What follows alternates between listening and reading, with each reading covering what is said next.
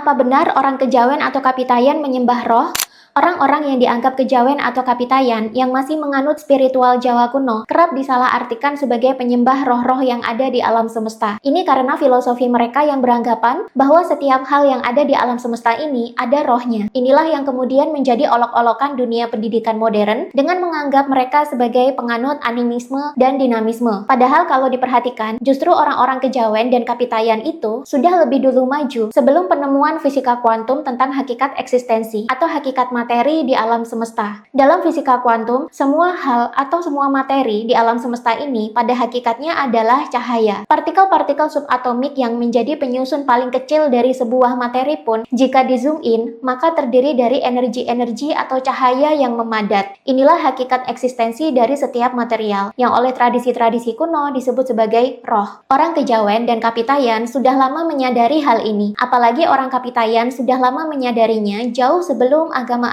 luar masuk ke Nusantara. Ilmuwan-ilmuwan fisika kuantum baru menyadari hal ini setelah mereka belajar ke timur dan mempelajari spiritualitas Cina dan India, entah itu Taoisme, Buddhisme, atau Hindu. Padahal orang Jawa sendiri sudah lama paham akan hal ini, bahkan orang Jawa sangat menghargainya dalam laku kehidupan sehari-hari. Itulah kenapa mereka suka memberikan persembahan atau sesaji kepada alam dan materi-materi lain di alam semesta ini, kemudian didoakan melalui ritual. Ini adalah bentuk dari ritus orang-orang Jawa agar tetap saling terkoneksi dengan alam semesta, sehingga mereka selalu bisa selaras dengan hukum-hukum alam, memiliki kesadaran yang tinggi, dan bisa mengelola alam semesta ini dengan baik dan humanis. Ketika orang-orang Jawa terkoneksi dengan segala cahaya atau ruh di alam semesta, maka mereka juga terkoneksi dengan Tuhan. Jadi, ritual mereka yang sering dikira menyembah roh di alam itu sebenarnya adalah ritual untuk beribadah kepada Tuhan juga.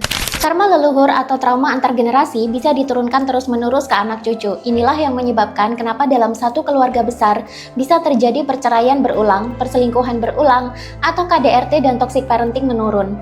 Tahun 2025 ini secara spiritual adalah tahun penuntasan karma. Maka bekali diri Anda dengan edukasi dan terapi yang tepat agar bisa segera menuntaskan hutang karma, terutama karma leluhur. Di online kelas saya besok, saya akan bahas lebih detail tentang cara melebur karma leluhur melalui energi feminin dan maskulin ilahi.